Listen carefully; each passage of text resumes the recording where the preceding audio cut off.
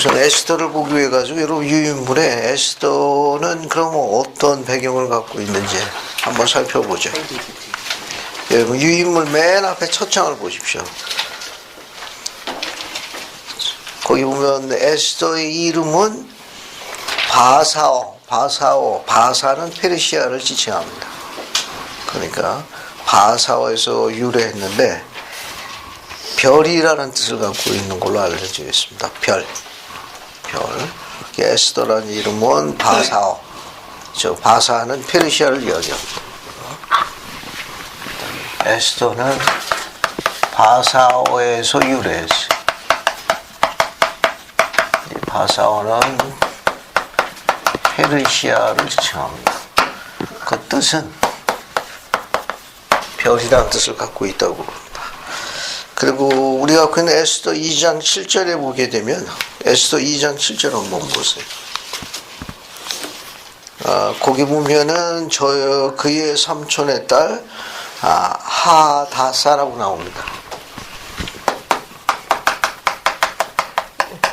오늘 히브리식 이름으로 알려져 있어요.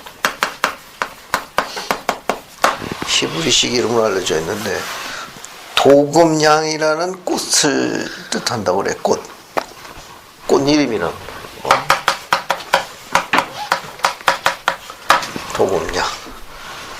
도금냥이라는 꽃 이름을 가지고 굉장히 아름다운 꽃이랍니다.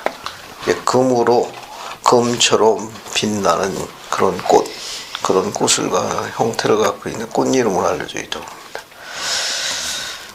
그래서 에스더의 히브리식 이름은 하다사고 이것을 페르시아어 바사오로 할 때는 에스더가 된다고.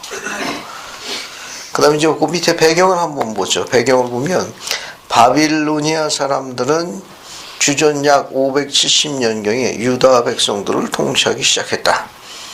주전 약 538년경에 페르시아 사람들은 바빌로니아 사람들을 정복했다. 따라서 페르시아는 바벨론에 남아있는 유대인 프로뿐만 아니라 유대 땅을 통치했다. 유다 땅을. 일찍이 주전 464년과 425년 사이에 페르시아의 통치자 아하스웨르는 페르시아의 왕비로 유대의 소년인 에스더를 선택했다. 에스더는 이것에 관한 기사이다. 그러면 페르시아의 통치자 아하스웨르 왕은 어떤 사람이냐? 여러분 유인물 화살표시 따라가십시오. 오른쪽 보면 페르시아의 통치자 아하수에로 왕은 일반적으로 그리스를 점령했다가 그들에게 두 번 주전 480년 그리고 479년에 패배한 적이 있는 크셀크소스 왕으로 역사가들은 알려져 있다고 설명하고 있어요. 그래서 에스더서에 쭉 나와 있는 이 내용은 에스더가 이제 10장 구성되어 있는데 몇 가지 주요 원리가 있습니다. 우선 원리를 보고 넘어가도록 하죠. 첫 번째 여기 에스더서를 쭉 읽어보게 되면은 주님께서는 자기 백성들의 유익을 위해 정치적 문제에 개입하신다. 이 앞에 이제 내용이 그런 내용입니다. 백성들의 유익을 위해 정치적인 문제에도 개입하십니다. 왜냐하면 유다 백성들을 멸절하려고 했기 때문에 그 유다 백성들을 구하기 위해서 주님께서 개입하시는 내용이 앞부분에 있습니다. 그 다음에 이제 의로운 단 한 사람의 용기 있는 행동은 다른 많은 사람들의 삶에 커다란 영향을 미칠 수 있다. 그래서 에스더가 왕비로 부름받은 게 다 이런 예임되는 부분과 관련이다. 그래서 밑에 보면은 하나님께서는 전세에서 그분의 많은 자녀들에게 지상생활하는 동안 중요한 일에 부름받도록 예임하셨다. 그 다음에 여기 에스더하고 이제 백성들이 유다 백성들이 이제 금식하는 내용이 언급되어 있는데 금식은 우리가 영적 힘을 개발하도록 도와준다. 또 그걸 통해서 주님께서 이제 도움의 손길을 개입하시는 것을 요청하는 그런 과정이 묘사되어 있습니다. 거기 보면 이제 이 에스더를 공부하다 보면은 중요한 몇 가지 기록이 있는데 백성이 이제 멸망할 지경에 있을 적에 이 모르드게가 왕후인 에스더에게 하는 그 내용이 있습니다. 그 내용이 에스더 4장 12절부터 14절까지 있어요. 이 내용을 한번 읽어보죠. 에스더 4장 12절부터 14절 한번 보십시오. 에스더 4장 12절부터 14절까지 먼저 한번 읽어볼게요. 임컨선생 이제 한번 읽어봅시다. 그가 에스더의 말로 모르드게에게 고하매 모르드게가 그를 시켜 에스더에게 회답하되 너는 왕궁에 있으니 모든 유다인 중에 홀로 면하리라 생각지 말라. 이때에 내가 만일 잠잠하여 말이 없으면 유다인은 다른 데로 말미암아 노임과 구원을 얻으려니와 너와 내 아비의 집은 멸망하리라. 내가 왕후의 위를 얻은 것이 이때를 위함이 아닌지 누가 아느냐. 감사합니다. 이 모르드게가 왕후인 에스더에게 유다 백성들이 이제 하만의 술책에 이제 전부 민족이 멸절되게 됩니다. 그때 이제 에스더에게 고한 말인데, 이 모르드게 한 말이 13절 보게 되면 네가 왕궁에 있으므로 너만 홀로 화를 면하려고 생각하지 말라. 그래서 14절 보게 되면 우리 백성이 의롭고 합당할진대 하나님께서 어떤 형태든지 네가 돕지 아니해도 다른 방편을 우리를 구하실 것이라. 네가 가만히 있으면 우리 백성들에게 하나님께서는 다른 방편을 우리를 구원하시지만 너는 화를 면치 못할 것이다. 이 말은 뭐냐면은 네가 궁극에는 이제 히브리인이라는 거 드러나게 될 거고, 그러게 되면 하만으로부터 너도 결코 성취 못할 것이라. 이제 그런 부분도 암시되어 있습니다. 그 다음에 이제 모르드게가 한 말 중에 하나는 왕후의 자리를 얻은 것이 이때를 위해서 하나님께서 명하신지를 누가 알겠느냐. 그래서 이 에스더에 나와 있는 거는 또 여러 가지 많은 교리적인 면이 있는데 그 중에 하나가 이제 독특한 게 예임의 교리입니다. 예임의 교리가 있는데, 그래서 그 인용문이 두 개가 있습니다. 헤롤드 비르 회장님이 하신 말씀이 좌측편에 있고 우측편에는 보르살메 부장님 하신 있는데, 요 예임의 교리에 대해서 한번 공부하죠. 왜냐하면 그 에스더 4장 14절 보면 왕위의 자리를 얻은 것이 이때를 위함인지 누가 알겠느냐. 이거 예임과 관련이 있습니다. 어떻게 해서 네가 히브리 소녀가 왕후 자리까지 올라가게 있느냐. 하나님께서 내게 시킬 일이 있어서 이때를 위해서 너를 올려놓은 게 아니겠느냐. 그 인용문 한번 읽어보겠습니다. 이성구에서 한번 읽어볼게요. 자, 손민혜 자매님, 이성구에서 한번 읽어봅시다. 이성구에서 분명하게 알 수 있는 사실은 주님께서 모세와 예레미야와 아브라함에게 말했던 것처럼 그들이 태어나기 전에 택함을 받은 자들이 많이 있었다는 것입니다. 마리리 선지자 조셉 스미스는 다음과 같이 말하면서 이 사실을 더욱 확실히 하였습니다. 하나님의 왕국에서 중요한 일을 하도록 부름받은 모든 사람은 세상의 기초가 놓이기 전에 이미 그 일에 부름을 받고 예임되었다는 것을 나는 믿습니다. 감사합니다. 이 교리가 상당히 우리들에게 시사하는 바가 굉장히 많습니다. 이 교리만 자리해도 우리는 우리와 관련되어 있는 자들을 가족이나 회원들이나 또 관계하고 있는 우리들 주변에 있는 많은 그런 인연의 끈을 갖고 있는 사람들을 존중하는 데 도움이 됩니다. 가끔은 이제 우리 자녀들이나 이렇게 성도들을 볼 적에 좀 걱정스러운 면이 많이 있거든요. 그럴 적에 이런 예임의 교리를 이해하게 되게 되면 훨씬 더 가까이 접근할 수 있는 중요한 걸 이해해 줍니다. 여기 보면 이성구에서 분명하게 알 수 있는 사실은 주님께서 모세와 예레미야와 아브라함에게 말했던 것처럼 그들이 태어나기 전에 택함을 받은 자들이 많이 있었다는 겁니다. 그러니까 적어도 우리와 관련되어 있는 사랑하는 사람들, 가족, 회원, 또 인연의 끈을 맺고 있는 사람들이 특히 그 중에 가족이라든지 회원들은 이 예임의 교리와 관련해 보게 되면 상당히 근저성이 있는 사람들입니다. 상당히. 그 뒤에 보면은 선지자 조셉 스미스는 뭐라고 이야기했느냐.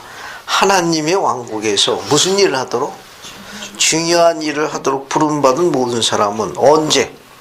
세상의 기초가 놓이기 전에 그 임무에 부름받고 예임되었다는 사실입니다. 그러니까 이 지상에서 우리가 하고 있는 일을 그분도 알고 계시고 우리도 이해하고 왔다는 점이죠. 그래서 이런 예임의 교리를 이해하게 된다면 우리는 훨씬 더 존중하고 접근하는 데 도움이 될 수 있습니다. 옆에 보면 보르살메 군장이 하신 말씀도 같은 맥락이에요. 한번 읽어볼게요. 정상호 형제국 한번 읽어봅시다. 우리는 모두 조셉 스미스, 예레미야, 사도들 및 선지자들, 현자, 위대한 사람들 그리고 선한 사람들이 특별한 임무에 예임되었다는 것은 너무도 잘 알고 있습니다. 그러나 그것은 예임의 교리에 대한 일부에 지나지 않습니다. 위대하고 영광스러운 예임은 전세에서 헤아릴 수 없이 모든 하나님의 영의 자녀들 가운데 비교적 극소수인 전체 이스라엘 지파가 예임되었다는 것, 즉 수백만 명의 사람들이 특정한 복음의 축복에 예임되었다는 것입니다. 감사합니다. 부르살 메콩기. 이 메콩기 장로님은 창세 이전에 그 천국 평유에 있었던 그 영곱의 수많은 소울 가운데 수많은 영들이 있지 않았느냐. 그 영들 가운데 이처럼 특별히 이스라엘의 지파로 예임된 특별한 백성들이 있다. 그 수가 그렇게 많지는 않지만 그들이 예임된 것은 지상에서 하나님의 이 중요한 부름을 수행하는데 예임되었다. 이런 중요한 가르침은 언급되어 있습니다. 그래서 이런 걸 이해하면서 이제 에스더서를 잠깐 들여다보죠. 특히 이제 에스더서는 여인에 관한 글이죠. 네. 이 글을 쭉 읽어볼 적에 아마 여러분들도 에스더서는 쭉 읽어봐서 아시겠습니다만 의로운 한 여성이 끼치는 영향력이 얼마나 위대합니까? 저도 애써서 쭉 여러 번 읽어보지만 참 의로운 여성 하나, 믿음을 가진 여성, 영성과 간절을 갖고 있는 여성은 뭐 값어치를 환산할 수가 없어요. 이 여인은 민족을 구하잖아요. 민족을. 뭐 한두 명이 아니라 민족을 구한 여성. 이거 읽으면 읽을수록 신앙을 가지고 간증을 갖고 있는 또 살아계신 하나님에 대한 그런 뜨거운 불타는 간증을 갖고 있는 딸이 얼마나 가치 있는지, 이런 지칠 줄 모르는 이런 여인에 대해서 참 설명할 수 없을 만큼 우리 딸들도 이런 것을 좀 공부하고 좀 배웠으면 하는 생각이 굉장히 많습니다. 이건요. 앞에 내용을 쭉 보시게 되면은 여러분 다 아시겠습니다만은 이제 대충 이 일이 어떻게 되는지, 에스더가 왕후로 이렇게 택함받는, 간택되는 과정에 어떤 일이 있었는지 여기 인물이 나옵니다. 여기 보게 되면은 누가 나오는가 하면은 스웨르 왕이 나오고, 그 다음에 이제 처음에 왕비 이름이 뭐예요? 와스디죠. 와스디가 있고, 또 여기에 또 누가 나오는가 하면은 하만이 나오고, 그다음에 또 누가 나옵니까? 모르드게가 나오죠. 그 다음에 이제 와스디를 이제 결국 어떻게 돼요? 폐위되죠. 그다음에 누가 이제 왕 위로 올라갑니까? 에스더가 올라갑니다.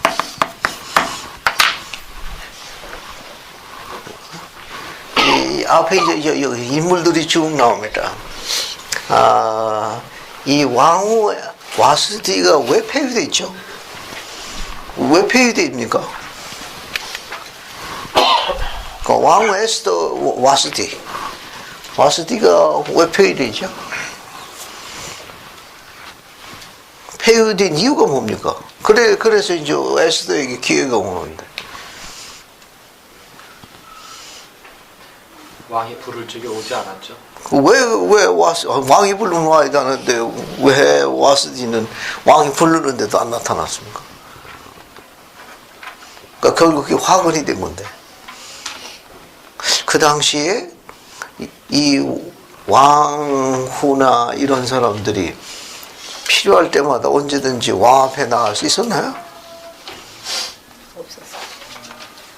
언제 나와야 됐습니까? 이용이자매님. 네? 왕이 오라고 할 때만. 그렇죠. 왜 자신들이 필요할 때마다 왕 앞으로 못 나갔습니까? 꼭 왕이 부를 때만 나와야 되거든.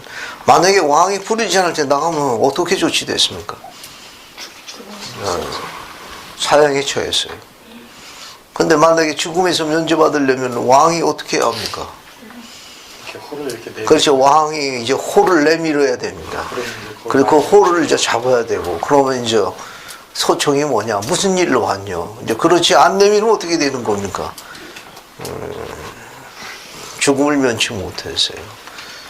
왜 그렇게 고약한 법을 만들었나요?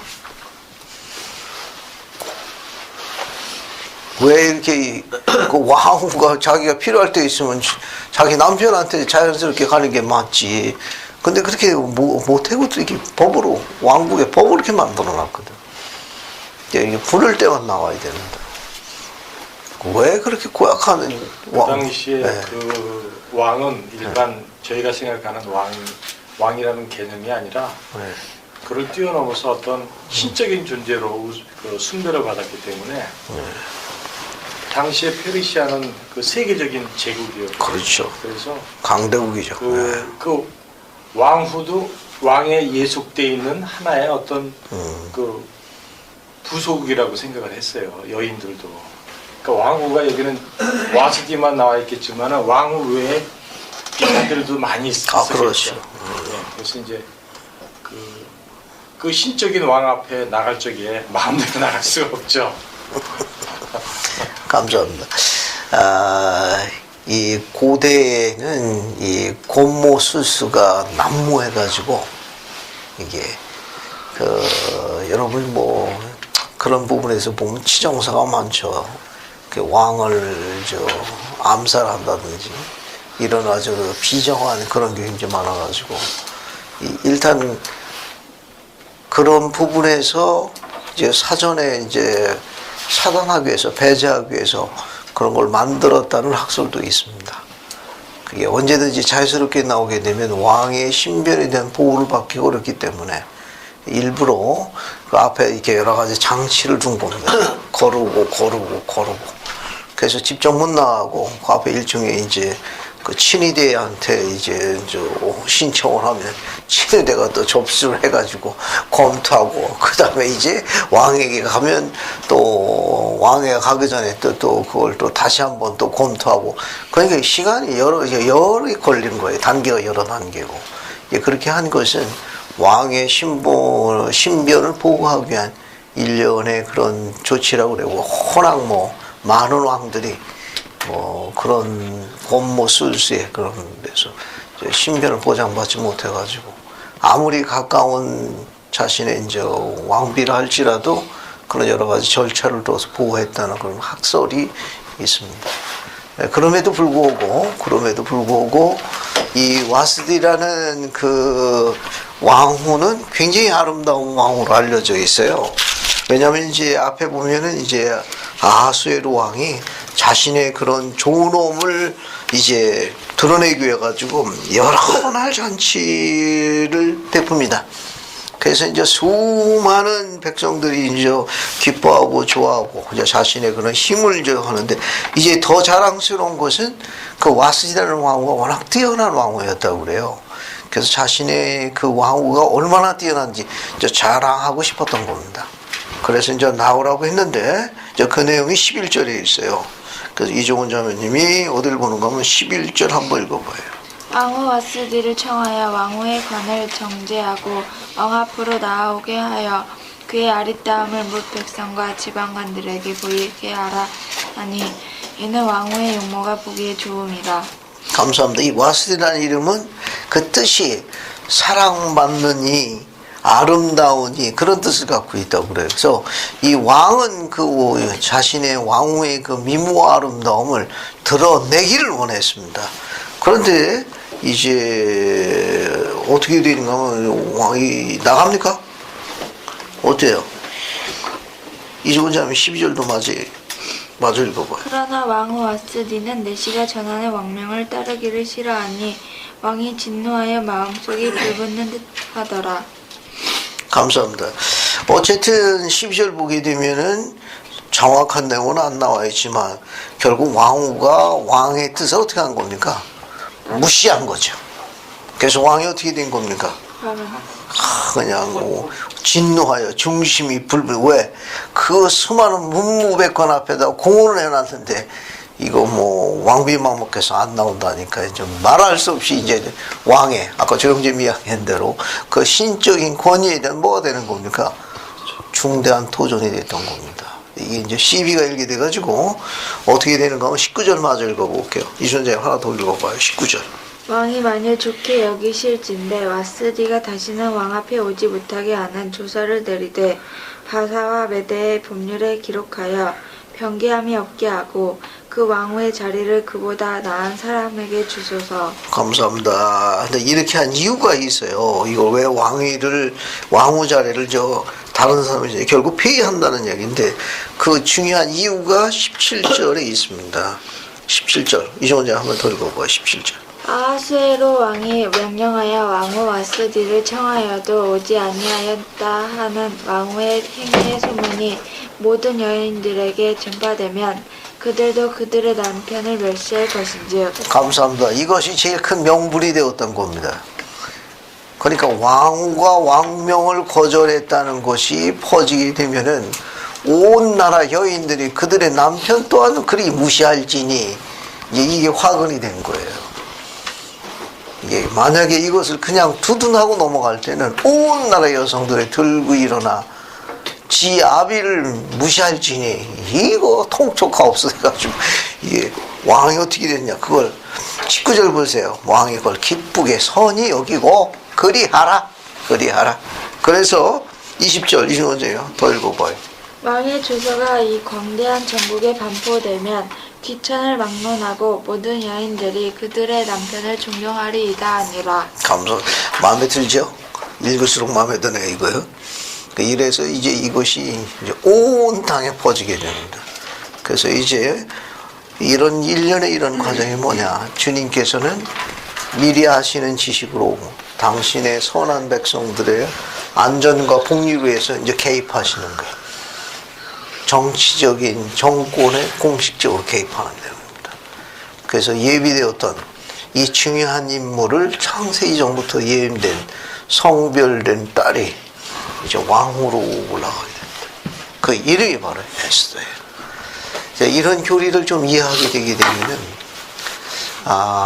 창세 이전에도 상당한 율법과 그런 거에 대한 시험이 있었고 그 시험에서 신앙과 충실함과 의로움이 증거된 자들이 이 땅에서 이러한 하나님의 영광이나 이런 특별한 하나님의 사업에 예임된 자도 있다는 걸 시사하는 거예요. 그렇다면 신권을 지닌 형제나 신권을 지닌 아비나 이런 가정에 태어나거나 또 이렇게 맺어지는 같은 케이스는 결코 우리가 볼 적에는 우연이 같지만 우연이 아니라는 사실이에요. 예임의 교리를 지금 이해하게 된다면 지금 현재 우리들 자녀나 우리가 이제 알고 있는 젊은들이 양이 좀 약간 좀 마음에 안 들고 좀 약간 그런 부분이 있을지는 모르지만 이런 부분만 이해할 수 있으면은 아주 흥미있는 여러 가지 많은 부분을 우리 접근할 수 있습니다. 격려할 수 있고 도울 수 있고 양육할 수 있고. 그래서 주님께서는 이게 에스더를 예임하셔가지고 이제 당신의 민족을 이제 세우는데 그 한 여인의 신앙과 의로움이 얼마나 영향이 큰지 잠시 살펴볼 수 있습니다. 자, 이제 이 모르드게는 어떤 사람이죠? 이 사람은 이름이 이제 모르드게라고 나와 있는데 이 사람은 어떤 사람? 하만과 어떻게 달라요? 여기 하만도 나오고 모르드게 나오는데 하만은 어떤 사람이고 모르드게는 어떤 사람입니까? 이 폐위로 인해 가지고 이제 에스더가 왕후에 올라가는데 이 에스더하고 모르드게는 어떤 관계가 있죠? 어떤 관계가 있습니까? 네? 삼촌이죠. 그렇죠. 에스더의 삼촌. 그렇죠. 이 모르드게는 히브리 백성이지만 그 백성이지만 바사 제국에 남아가지고 아주 높은 직분까지 올라간 사람입니다. 그만큼 이제 그 왕들이 우대한 거죠. 그런데 이 모르드게가 에스더를 이제 양육합니다. 양육하는데 흥미있는 건 뭐냐면은 이 2장 19절부터 23절까지 보면은 모르드게가 왕에 대해서 어떤 중요한 일을 합니다. 그 사건이 19절부터 23절까지 사건이에요. 그래서 에스더 2장 19절부터 23절 사건은 어떤 사건이 있습니까? 왕의 암살 사건. 그렇죠. 이게 왕을 암살하려는 음모를 모르드게가 누구한테 알립니까? 에스더에게 알려가지고 왕의 암살 계획으로부터 목숨을 구합니다. 그게 누구의 제보였는가 하면 모르드게의 제보였어요. 그러니까 모르드게가 왕의 목숨을 구합니다. 왕의 목숨을 구해요. 근데 상으로 뭘 받았죠? 이 사건으로 해가지고 어떤 상을 받았습니까? 한번 좀 볼게요. 여기 보면 19절부터 이게 여기 쭉 보면은 모르드게가 대궐문에 앉았을 때 문 지키는 왕의 내시 빅단과 데레스 두 사람이 아하수에로 왕을 원하여 이제 암살하려 하더라. 모르드게가 알고 황후 에스더에게 구하니 에스더가 모르드게 이름으로 왕께 구한지라. 그것은 이제 쭉 보시면은 이제 다 처리하고 난 다음에 그 일을 어디다 기록하라고 그랬어요? 궁중. 그렇죠. 왕의 실록에다가 궁중일기에 기록하게 하니라. 근데 이 기록 보게 되면 기록은 나와 있는데 상 받은 내용이 있나요? 없습니다. 상 받은 게 없어요. 상 받은 게. 그죠? 그 3장 1절 2절 보시게 되면은 하만이 나오는데 하만이 어떻게 가지고 이렇게 높은 직분에 올라왔는지는 설명이 안 나와요. 그냥 3장 1절 보면 지위를 높이 올려 두니라. 그러니까 아주 극히 높이 올려냈는데 그런데 어떻습니까? 거기 2절 우선 2절 보고 5절 6절 이거 한번 읽어볼게요. 이 내용을. 그래서 2절 5절 6절을 3장 한번 읽어보죠. 이영희 자매님 그 2절 5절 6절 한번 읽어보세요. 대궐문에 있는 왕의 모든 신하들이 다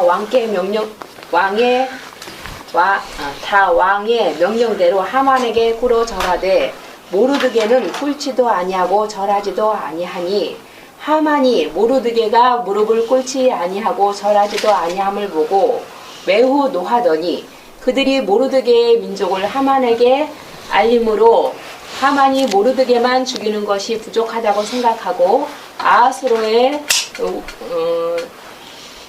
온 나라에 있는 유다인 곧 모르드게의 민족을 다 멸하고자 하더라. 감사합니다. 어때요? 왕은 하만에게 전부 무릎 꿇고 절하라고 그랬는데 왜 모르드게는 무릎도 꿇지도 않고 절도 안 했나요? 이것 때문에 하만이 어떻게 됐습니까? 앙심을 품죠. 그러고 어떻게 됩니까? 모르드게만 죽이는 게 아니라 히브리 민족 다 유다 족속들을 다 멸하려 하더라.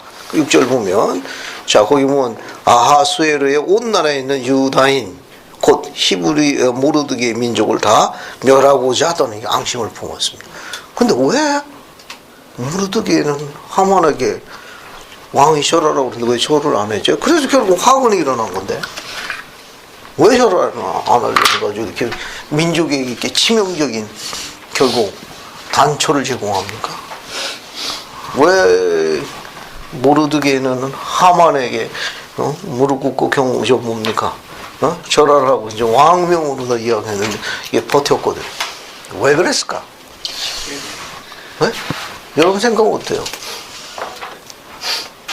왜 모르드게는 하만에게 저렇게 예의를 표하는 것을 거절했을까요? 결국 그것 때문에 이제 문제가 된 건데. 여러분 고개는 어떻습니까? 한번 쭉 훑어서 나가볼게요. 정상호 형제는 왜 예를 안 갖췄다고 생각하고? 어때요? 본인 생각은 어때요? 왜 그랬을까? 뭐 떠오르는 생각 없어? 좋습니다. 뭐 그게 중요한 건 아닌데, 그 결국 이게 이제 빌미를 제공한 거거든. 혹시 뭐 여러분도 다른 생각 갖고 계신 분 있습니까? 좋습니다. 여러 가지 학설이 많아요. 그 학설이 많은데 3장 1절에 이 하만이 어디 사람입니까? 아각 사람인데 아각이 어디예요? 여기 아각이 나오는데 아각. 이 아각이 아각 사람은 어디서 이때 이야기를 해요? 아각 사람은 어디 족속입니까? 예.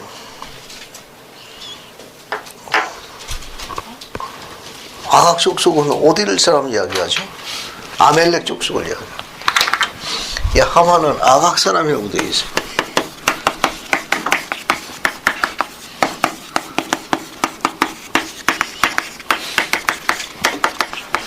이 사울왕 때 여호와께서 아말렉 족속 뭐하라고 그랬어요?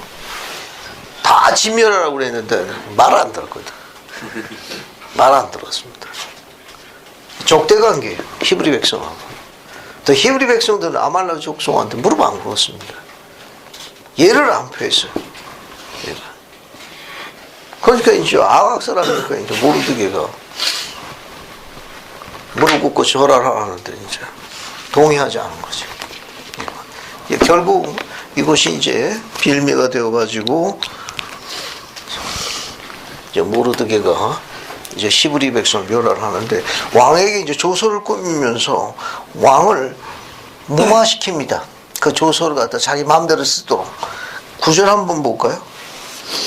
9절 보면 뭐라고 되어 있습니다. 왕이 옳게 여기시거든 조서를 내려 그들을 진멸하게 하소서. 내가 은 1만 달란트를 왕의 일을 맡은 자의 손에 붙여 왕의 창고에 갖다 집어넣겠습니다.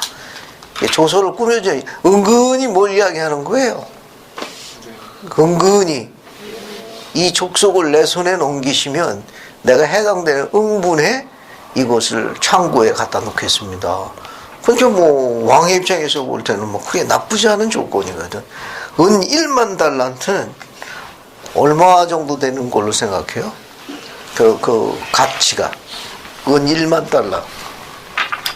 여기 하만이 은 1만 달란트로 왕의 마음을 달랍니다.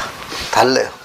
이거 뭐 그 히브리 족속들 그 이민족들 나한테 넘기시라고. 그럼 내가 창고에다가 은 1만 달란트로 가서 집어넣겠습니다. 이렇게 했는데 학자들이 이게 조사한 걸 찾아보니까 은 1만 달란트는 375톤이랍니다.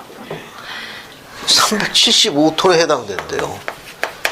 이게 규모 어느 정도인지 제가 뭐 감이 안 잡히는데 역사학자들의 이게 치밀한 조사에 하게 되면 당시 페르시아 1년 예산, 1년 수입에 총 쓰는 총 예산의 3분의 2에 해당되는 막대한 돈이랍니다. 그러니까 왕이 볼 적에는 뭐 그지 나쁘지 않은 제안이거든. 그 대신 조서를 제 마음대로 쓰게 하소서. 그러면 창고에 375톤에 해당되는 돈을 창고에 갖다 채워놓겠습니다. 뭐 왕이 말할 일이 뭐 있나? 뭐 네 좋은 대로 해라 라고 넘기는 거죠. 예, 그 당시 페르시아의 국력에 쓰는 1년 거기에 약 3분의 2에 해당되는 엄청난 자금이라고 이게 알려져 있습니다. 그게 페르시아에서 그냥 여러 가지 저 나라에마다 조공받겠죠. 이렇게 들어오는 그 수입이 있는데 그 수입의 3분의 2 해당되는 엄청난 돈이랍니다. 이게 이제 조서가 가는데 이 조서 중에 이제 또 고약한 게 뭐냐면은 그 왕이 이걸 번복하지 못하게끔 하만이 이제 일을 꾸밉니다. 그래서 다시 못 바꾸게 합니다. 그래서 이제 어디를 보시는가 하면 3장 4장이네. 4장으로 갑시다.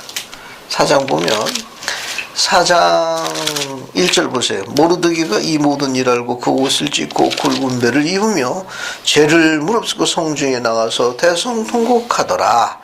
그 다음에 이제 쭉 보세요. 쭉 넘어가면 8절에 유다인을 진멸하라고 내린 그 초소가 있습니다. 그걸 모르드게가 넷이 하닥에게 줘가지고 에스더에게 갖다 주라고 이야기해요. 그 그래서 저에게 부탁하여 왕에 나아가 그 앞에서 자기 민족으로 해서 간절히 구하게 하더라. 그걸 누구한테 부탁한 겁니까? 모르드게가 에스더에게 부탁한 거예요. 네가 왕비니까 왕 앞에 가서 이 억울함을 네가 소청해서 우리 민족을 구해달라. 이렇게 이야기했습니다. 거기 보면 9절에 하닥이 돌아와 모르드게의 말을 에스더에게 고하니 그렇게 되어 있죠. 자, 그래서 아까 읽은 내용 한번 더 읽어볼게요. 이 내용을. 그래서 이한솔 자매님, 에스더 4장 10절부터 14절까지 쭉 읽어봐요. 에스더 4장 10절부터 14절까지 한번 더 읽어봐요.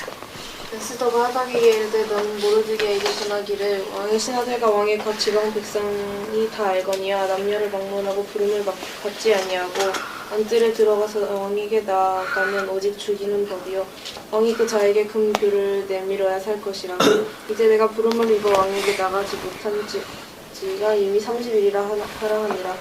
그가 에스더의 말을 모르드게에게 전하매 모르드게가 그를 시켜 에스더에게 회답하되 너는 왕궁에 있으니 모든 유다인 중에 홀로 목숨을 건지리라 생각하지 말라. 이때에 네가 만일 잠잠하여 말이 없으면 유다인은 다른 데로 말미암아 노예가 구원을 얻으려니와 너와 내 아버지 집은 멸망하리라. 내가 왕후의 자리를 얻은 것이 이때를 위함이 아닌지 누가 알겠느냐 하니. 감사합니다. 자, 여기 보게 되면은 지금 에스더 입장이 지금 어떻게 되어 있나요? 거기 11절 보게 되면 왕이 에스더를 부른 지가 얼마나 지났습니까? 30일이 지난 거예요. 근데 내가 지금 왕을 기쁘게 하지 못한 지가 30일이 지났거늘 그냥 내가 이런 상태에서 이 일 때문에 왕 앞에 그냥 나가게 되면 만약에 그리 나간다는 건 뭘 의미하는 겁니까? 에스더가 뭘 담보로 해서 나가는 거예요? 목숨을 담보로 해서 나가는 거예요.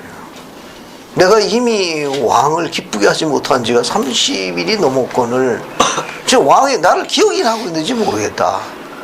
근데 내가 부름을 받지 않고 이게 덥석 나갔다가 내가 이거 30일이 넘도록 기쁨을 내가 왕께 주지 못하고 있는데 내가 그러면 죽을까 하노라 그런 뜻입니다. 이거는. 그랬더니 모르드게가 그 얘기 듣고 뭐라고 그랬습니까? 지금 아까 이야기한 대로 너만 살려하뇨? 너만 온전하면 되뇨? 그러면서 이제 이야기한 거예요. 자, 하만이 지금 히브리 백성은 유다 족속들을 단별하려고 하고 있는데 언젠가는 내가 히브리 소녀라는 히브리 출신이라는 거 알지 아니하겠느냐? 그러면 결국 그가 너를 가만히 두고 너와 내 집이 다 멸망할 것이라. 만약에 하나님께서 우리 백성을 긍휼히 여시면 너 말고도 다른 방편으로 구하실 것이라. 그러면서 중요한 거 이야기하는 게 바로 뭐예요?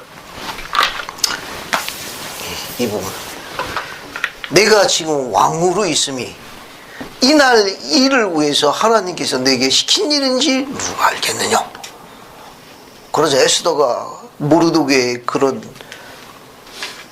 말을 듣고 어떻게 합니까? 15절부터 17절까지 한번 읽어볼게요. 손미래 자매님과 한번 읽어봅시다. 에스더가 모르드게에게 회답하여 이르되 당신은 가서 수산에 있는 유다인을 다 모으고 나를 위하여 금식하되 밤낮 3일을 먹지도 말고 마시지도 마소서. 나도 나의 시녀와 더불어 이렇게 금식한 후에 규례를 어기고 왕에게 나아가리니 죽으면 죽으리이다 하니라. 모르드게가 가서 에스더가 명령한 대로 다 행하니라. 감사합니다. 16절 한번 보세요. 이거 읽을 때마다 가슴이 뭉클해요. 거기 보게 되면 당신은 가서 수산에 있는 유다인을 다 모으고 나를 위하여 금식하되 밤낮 3일을 먹지도 말고 마시지도 마소서. 나도 나의 시녀로 더불어 이렇게 금식한 후에 규례를 어기고 왕께 나아가리니. 뒤에 뭐라고 그랬습니까? 제목 거기 여기 에스더가 한 마지막 말이 뭐예요? 죽으면 죽으리이다. 어떻게 이런 여인은 약하다고 그러는데 이걸 읽어보면 약한 것이 아니라 독한 거예요. 엄청 독한 거 이게.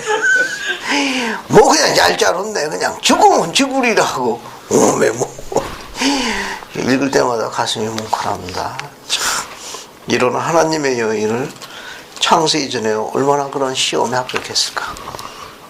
그리고 이 감동적인 게 뭐냐면 에스더가 왕위의 직분만 갖고 나간 게 아니라 지금 누구를 개입하려고 시키는 거예요? 주님을 개입시키는 거죠. 그게 뭡니까? 에스더가 뭘 요청했어요? 금식하고 기도할 걸 요청했어요. 며칠 동안? 3일 동안. 3일 동안에. 주님이 이 일에 개입하실 것을 요구한 겁니다.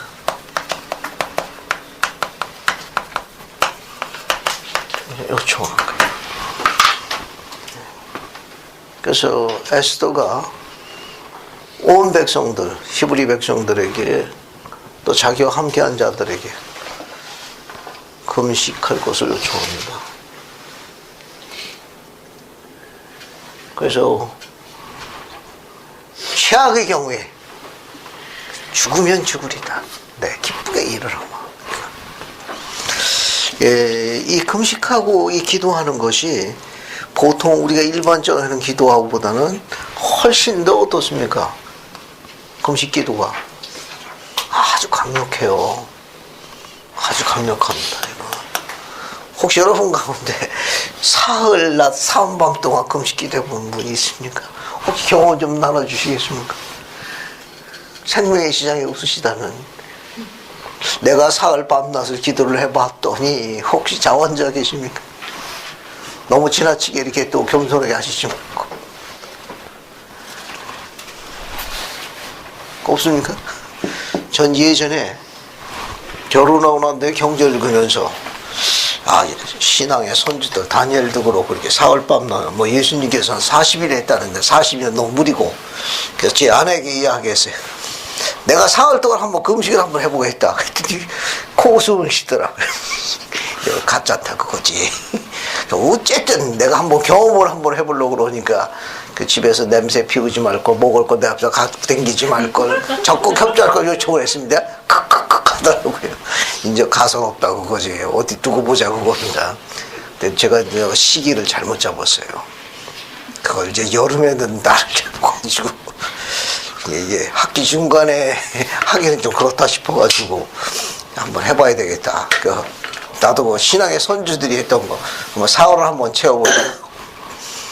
날짜가 이게 한여름이 돼가지고 오메 이게 탈수가 오기 시작하는데 정신 못 차리겠다고 하루는 경건하게 잘 지냈어요. 목표가 있어가지고 경건하게 오메 하루 지나고 이틀째 점심때 지나고 나니까 오메 이게 사물이 왔다 갔다. 둘째 날 저녁 되니까 이거 바짝바짝 타말르는 것이 아니 선지자들은 왜 이런 걸 했냐. 도무지 선지자들 이런 걸 왜 하는 거야.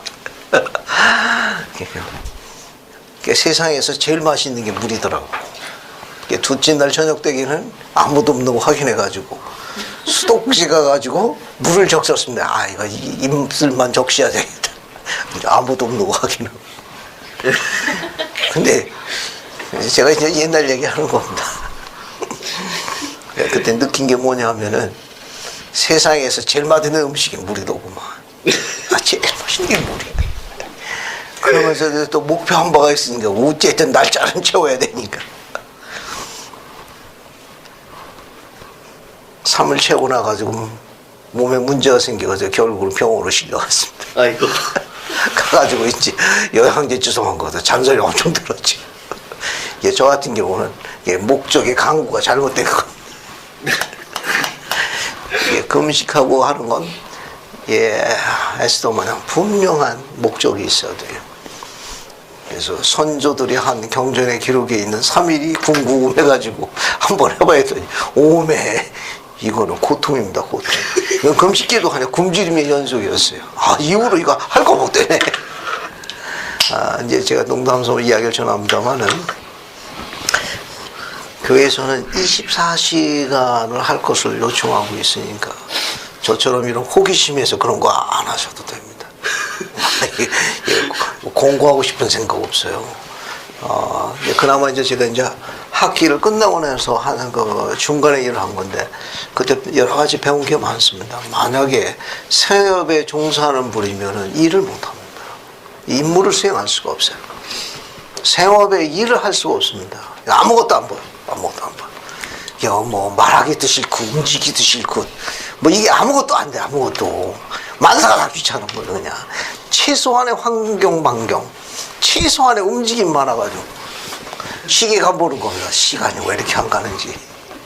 이거 만약에 이제 생업에 일할 경우에는 엄청난 휴유증을 가져옵니다. 예를 들어서 뭐 운전을 한다든지 뭐 이렇게 할 경우에는 이건 뭐 설명할 수 없는 장담을 못해 안전을. 그래서 교회에서는 그런 거 공고하지 않습니다. 그러니까 아주 오래전에 호기심이 발동해가지고 한번 했는데 이 금식 기도는 굉장히 강력한 거예요. 아주 집중할 수 있고 또 금식 기도에 대한 것은 또 응답도 빠르고 이거 목적과 의미가 분명해야 합니다. 아주 목적과 의미가 분명해야 되고 또 금식하고 기도하는 것은 에스더에서 볼 수 있듯이 주님의 손길을 공식적으로 요청하는 강력한 그런 주문서 같은 효력을 갖고 있습니다. 그래서 교회에서는 24시간 동안 하는 것을 권고하고 있으니까 2끼분의 식사를 멈추고 물을 취하지 않는데 24시간을 합니다.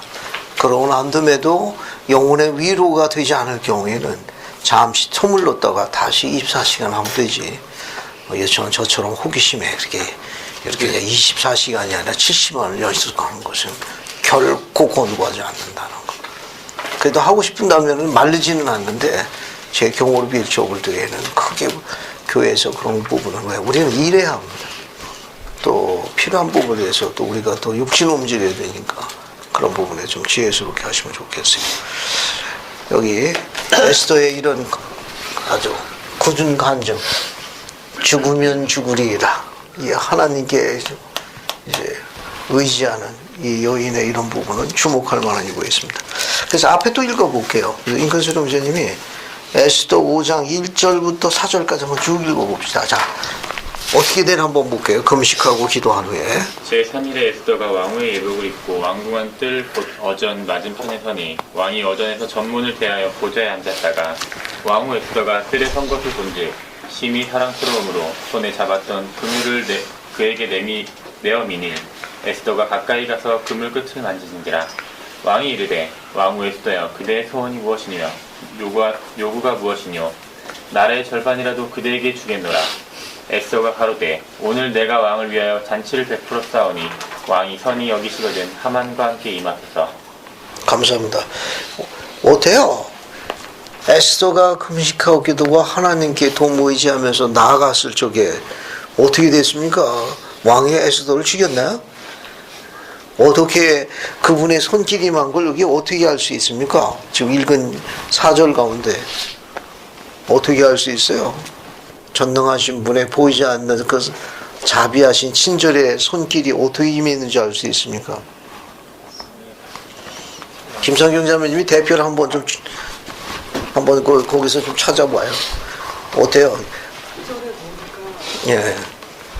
에스더가 왕의 눈에 보이는 빛이 있었었고 네. 또 왕은 에스더를 봤었을 때 심히 사랑스럽게 느꼈고 그래서 왕을 그러니까 정당하게 볼 수 있는 기회를 갖게 됐어요. 감사합니다. 어때요? 왕비를 보니까 왕비가 이제 나오는 걸 보는데 보좌에 앉아 계시니까 눈에 그냥 바로 들어온 겁니다. 그런데 어떻습니까? 친절하신 주님께서는 다른 부분을 전부 그냥 가리시고 왕비면 어떻게 했습니까? 걸어져 반짝반짝한 거예요. 근데 왕이 어때요? 30일 동안 보지 못했다 보니까 훨씬 더 돼 보이는 겁니다. 사랑스럽고 너무너무 아름답게 보이는 거예요. 그걸 어떻게 할 수 있느냐? 지금 왕비가 왕실의 그런 법도를 알고 있는데도 불구하고 왕이 초대하지 않으면서 나오니까 어때요? 주님의 보이지 않는 손길은 왕으로 하여금 어떤 동기가 일어나도록 깨추게 한 겁니까? 왕비에게 무슨 일이 있구나. 그게 도와줘야 되겠다는 그 무언가가 작동되는 거예요. 뭐야 지금 여자가 지금 이게 나란 일 하고 있는데 감히 들락날락하고 이런 문제가 달라지는 거예요. 그죠? 그것도 어떻습니까? 30일이 지나도 전혀 잊어버렸다가 기억을 못했다가 보니까 사랑스럽고 너무 아름다운 거예요. 그것도 나올 적에 어떤 생각이 들었느냐? 왕비가 여기까지 나올 정도냐, 오전에 나올 정도냐, 법도를 모르는 사람이 아닌데 이게 무슨 문제가 연고가 있구나고. 어때요? 왕이 듣는 마음을 갖도록 주님께서 도와주셨다는 거예요. 또 죽으면 죽으리라고 지금 나가는 에스더의 그 마음을 주님께서 편안하게 하시려고 왕이 무슨 어떻게 이야기했습니까? 오니까 대본 3절에 왕후 에스더요 그대의 소원이 무엇이며 요구가 무엇이냐? 그 다음에 뭐라고 이야기했습니까? 그 다음에 뭐라고 이야기했어요? 왕이 나라의 절반이라도 그대에게 주겠노라. 그게 뭡니까? 벌써 에스더가 그 얘기 들어서 저기는 이 마음이 이제 편안해진 거. 나라의 절반이라도 아니 아내가 무슨 얘기하는데 내가 갖고 있는 모든 것에 반이라도 다 주겠노라 하면 벌써 물론 말은 빈말이지만 어쨌든 뒤에 보세요. 뒤에 보면 뭐라고 이야기했습니까? 4절에 보게 되면 오늘 내가 왕후에 잔치를 베풀어 싸우니 왕이 선히 여기시던 하만과 함께 뭐라고 그랬어요? 임하소서. 그래서 이제 잔치에 초대하게 되죠. 그죠? 그런데 이제 그 잔치에 초대하는 그 부분에 있어서 이제 여기 뒤에 보시게 되면은 그날이 아니고 시차를 두고 이제 그 다음 날 이제 초대하는 쪽으로 이제 시간을 좀 늦춥니다. 그게 늦춘 이유가 뭐냐면은 6장 1절부터 3절까지 한번 읽어볼게요. 이 내용도 재미있습니다. 이영수 자매님, 에스더 6장 1절부터 3절까지 한번 쭉 읽어보세요. 그날 밤에 왕이 잠이 오지 아니하므로 명령하여 역대 일기를 가져다가 자기 앞에서 읽히더니 그 속에 기록하기를 문을 지키던 왕의 두 넷이 빅다나와 테레스가 아수에로 왕을 암살하려는 음모를 모르드게가 고발하였다 하였는지라. 왕이 이르되 이 일에 대하여 무슨 종기와 관짝을 모르드게에게 베풀었느냐 하니 석간 신하들이 대답하되 아무것도 베풀지 아니하였다 하나이다 하니라. 감사합니다. 여러분 주목할 점이 뭐냐면은 그 5장 4절 보면은 오늘 내가 왕후에 잔치를 베풀어 싸우니 왕의 손에 하만과 함께 오소서. 그 다음에 이제 잔치가 베풀어지는데 6절 보세요. 잔치에 술이 마실 때 왕이 에스더에게 이르되 그대의 소청이 무엇이냐. 그 다음에 쭉 이야기하니까 8절 보게 되면 에스더가 잔치를 더 한 번 더 베푸는데 왕하고 하만만 오시옵소서. 그래서 그 날짜가 언제입니까? 8절 맨 뒤에 내일은 왕의 말씀대로 하오리라. 즉 지금 에스더는 자신이 가지고 가장 중요한 것은 자기 민족을 구하는 일 아닙니까? 그냥 바로 이야기했나요? 바로 이야기하지 않고 언제 이야기합니까? 텀을 두죠. 텀을. 왜 그 텀을 뒀나요? 그냥 왕은 지금 벌써 두 번씩 물은 거예요. 왕후 했어요. 내게 원하는 것이 무엇이뇨? 나라의 절반을 주겠노. 벌써 두 번씩이나 이야기했는데 어떻습니까? 에스더는 바로 이야기하지 않았거든. 내일은 왕의 말씀대로 오려니 내일은 내 소청을 이야기하겠습니다. 내일 한 번 더 잔치를 한 번 더 오십시오. 그렇게 이야기하죠. 여기서 우리는 에스더부터 뭘 발견할 수 있나요? 에스더의 이 어떤 부분을 들여다볼 수 있습니까? 자, 죽으면 죽으리라고 지금 뭐 했어요? 금식하고 기도해서 주님의 손길을 요청하죠. 그러면서 또 에스더는 뭘 요청하는가 하면 이 모든 여건이 왕이 숙성하게 자기의 소청을 능히 들을 수 있는 모든 여건이 무를 굴 수도 누구께도 의지한 겁니까?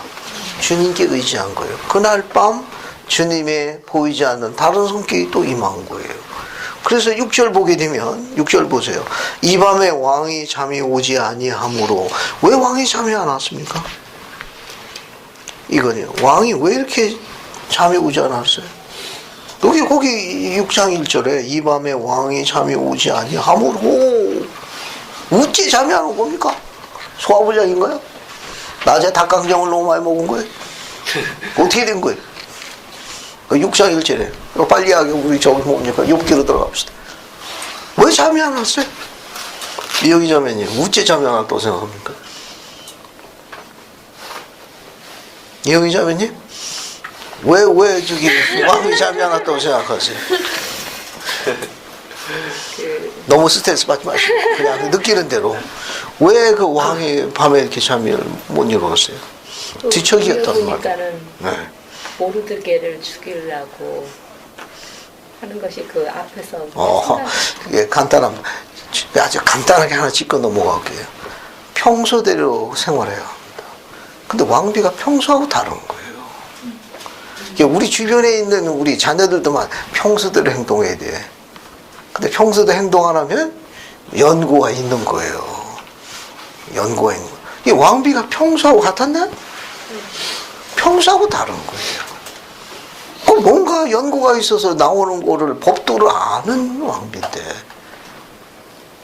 그냥 곰곰이 생각하면 뭐 때문에 그럴고 그래서 뒤척인 거예요. 무슨 연고 때문에 그런 거 이해하시겠죠? 아니 평소하고 다른 거예요.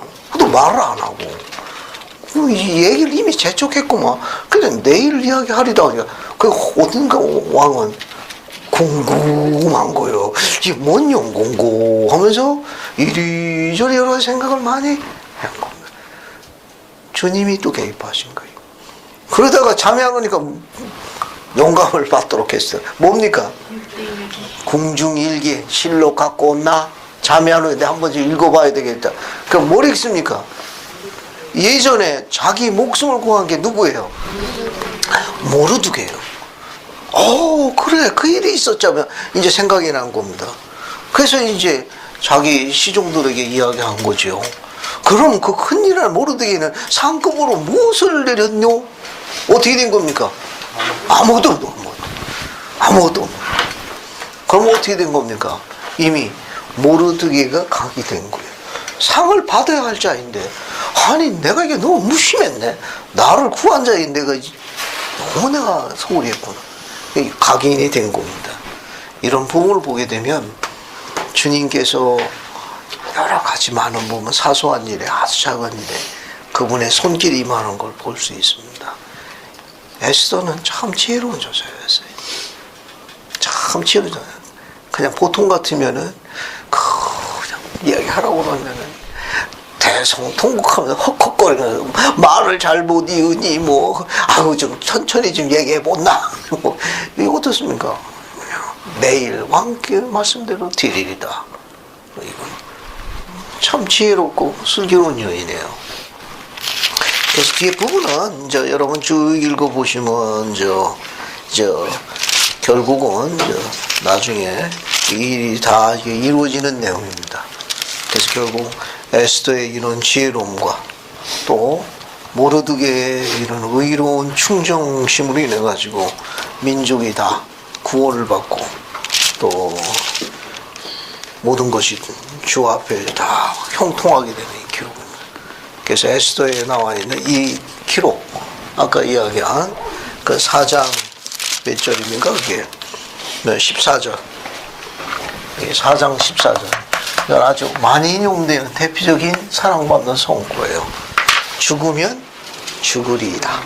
아주 많이 인용되는 성구입니다. 어쨌든 경전에 기록되기 합당한 요인입니다. 이 정도 보시고요. 나머지 내용은 여러분 쭉 읽어보시면 됩니다. 다 이게 좋게 끝나는 장면. 이제 욥기로 갈게요. 욥기 봅시다. 욥기 보세요.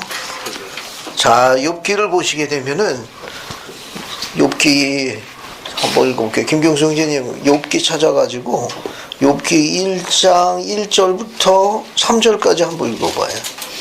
욥기 1장 1절부터 3절까지. 우스다의 욥이라 불리는 사람이 있었는데 그 사람은 온전하고 정직하여 하나님을 경외하며 악에서 떠난 자더라. 그에게 아들 7과 딸 셋이 태어나니라. 그의 소유물은 양이 7,000마리요 낙타가 3,000마리요 소가 500결이요 암나귀가 500마리이며 종도 많이 있었으니 이 사람은 동방 사람 중에 가장 훌륭한 자라. 감사합니다. 이 욥에 대해서 여기 보게 되면 1절에 뭐라고 되어 있는가 하면 순전하고 정직과 하나님을 강요하며 악에서 떠나. 이걸 하나님도 인정했어요. 8절 봐요. 8절. 김교수님 이제 8절 마저도 읽어봐요. 하나님도 인정합니다. 이걸. 여호와께서 사탄에게 이르시되 내가 내 종 욥을 주의하여 보았느냐. 그와 같이 온전하고 정직하여 하나님을 경외하며 악에서 떠난 자는 세상에 없느니라. 감사합니다. 이 내용이 똑같이 1절과 같은 내용으로 8절에 하나 주님께서도 이 사람의 이런 선함과 의로움과 정직함과 충성심을 인정했다는 거예요. 이게. 그러니까 이 짧은 절 안에서 뭘 할 수 있느냐? 욥이 어떤 자냐? 이렇게 알려져 있는 걸 누구도 인정하고 있다는 거예요. 그 문장 그대로 옮겨 썼습니다. 앞에 1절하고 내용이 똑같아. 하나님도 뭐 한 겁니까? 인정한 거예요. 이 기록을 쭉 보게 되면은, 그러면 욥은 가상의 인물입니까? 실존 인물입니까? 이 성경서에 나와 있는 이 기록은 많은 경전학자들의 조사에 의하게 되면 실존 인물이라기보다는 가상의 인물이냐 아니겠느냐라는 견해도 만만치 않습니다. 그런데 예수 그리스도 후기 성도의 교회에서는 이 욥의 존재에 대해서 어떤 시각을 갖고 있죠? 실존 인물을 보고 있습니다. 교리하성야 121편 10절 한번 보세요. 욥에 대해서는 어떻게 생각하고 있냐? 교리하성야 121편 10절로 갑니다. 그래서 한번 읽어볼게요. 연규익 형제님 121편 찾으셔가지고 10절 한번 읽어보세요.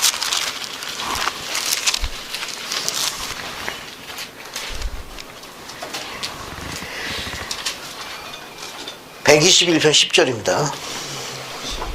너는 아직 욥과 같지는 아니하니 내 친구들은 욥의 친구들이 그에게 한 것 같이 너를 대적하여 논쟁을 벌이지 아니하며 내게 범법을 지으지도 아니하니라. 감사합니다. 거기 10절에 어떤 기록이 나오죠? 너는 아직 욥과 같지는 아니하니. 실존 인물입니다. 주님은 그대로 그 이름을 그냥 사용하셨습니다. 우리 후기 성도에 갖고 있는 시각은 주님께서 계시에서 욥의 이름을 그냥 사용했기 때문에 가상의 인물이 아니고 욥은 실존 인물이라는 걸 시사하는 거예요. 교리하성의 120편 10절에 보게 되면 후기 성도의 우리 시각은 이거는 어떤 부분에 있어서 뭐 가상의 그런 거에 우리는 의존하지 않습니다. 우리는 계시로 욥이 실존 인물이라는 걸 알고 있어요. 그러면 지금부터 욥에 대해서 공부합니다. 욥이 어떤 인물인가 하면은, 자, 여기 보게 되면 1절부터 3절까지 보게 되면 3절 보게 되면 이 사람은 동방 사람 중에 가장 큰 자라. 무슨 의미죠? 동방 사람 중에 가장 큰 자라. 재산도 막대하지만 지혜나 분별력이나 그런 판단력, 뭐 하는 겁니까? 뛰어난 자라. 다 포함하고 있는 거예요. 꼭 앞에 손구가 이게 세상적인 재물, 부, 명예에만 관한 것이 아니라 지혜나 판단력이나 어떤 분별력이 있어서도 뛰어난 자라. 결국 뭐예요? 모든 면에서 다 칭찬받는 자였어요. 아주. 그지? 그래서. 근데 이걸 가지고 누가 시비를 걸으러 왔습니까? 어때요? 6절 보시게 되면 사탄이 뭐라고 이야기합니까? 7절에 보게 되면 7절 보세요. 봤습니까? 한번 읽어볼게요. 사탄도 굉장히 부지런한 친구예요. 이영희 자매님 욥기 1장 7절 보세요. 얼마나 부지런한지 한번 보세요. 여호와께서 사탄에게 이르시되 너희가 어디서 왔느냐?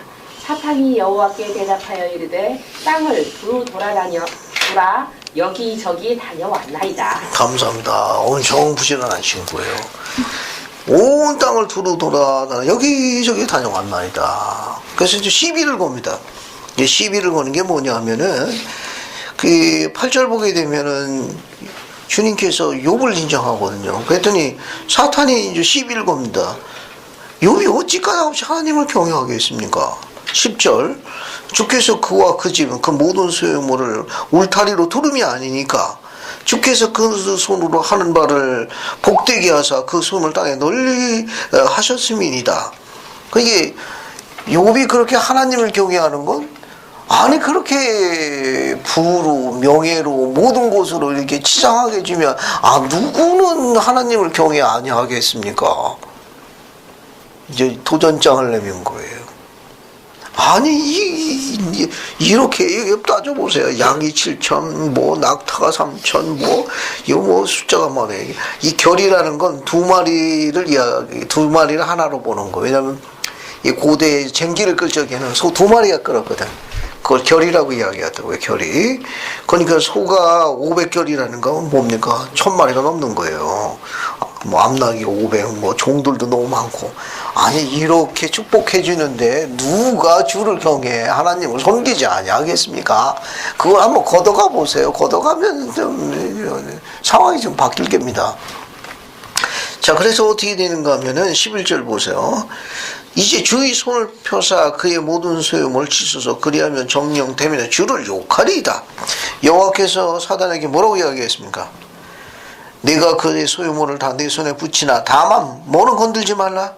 그의 몸. 몸에는 손대지 말라. 그 뒤에 보시게 되면 이 모든 걸 하루아침에 다 읽습니다. 하루아침에 이걸 다 읽어요. 하루아침에 몽땅 뒷절을 다 읽어보게 되면 하루아침에 다 잊어버립니다. 예. 근데 욥이 그 연구를 아나요? 그 연구를 모르는 거예요. 하루아침에 이제 다 이게 여기 보게 되면 여기 21절 22절 이종훈 자매 한번 읽어봐요. 1장 21, 22절 이르되 내가 모태에서 알몸으로 나왔사온즉 또한 알몸이 그리로 돌아가올지라. 주신 이도 여호와시요 거두신 이도 여호와시니오니 여호와 이름의 찬송을 받으실지니이다 하고 이 모든 일에 욥이 범죄하지 아니하고 하나님을 향하여 원망하지 아니하니라. 감사합니다. 어때요? 이런 세상의 재물과 부와 또 자손 이 중요한 수단들을 다 하루아침에 몽땅 잊어버리는데도 욥이 여호와를 원망하고 배신했습니까? 그래도 어땠어요? 여전히 주신 자도 그분이요 걷어가시는 자 그분이 내가 그분을 찬송할지다. 그랬더니 지금 사탄의 계획이 어떻게 됐어요? 예상이 빗나간 겁니다.